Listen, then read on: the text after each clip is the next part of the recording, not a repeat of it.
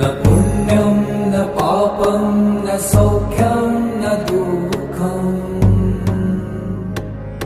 न मन्त्रो न तीर्थं न वेदा न यज्ञा अहं भोजनं नैव भोजं न भोक्ता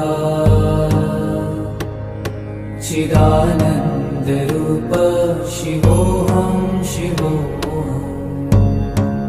न पुण्यं न पापं न सौख्यं न दुःखं न मन्त्रो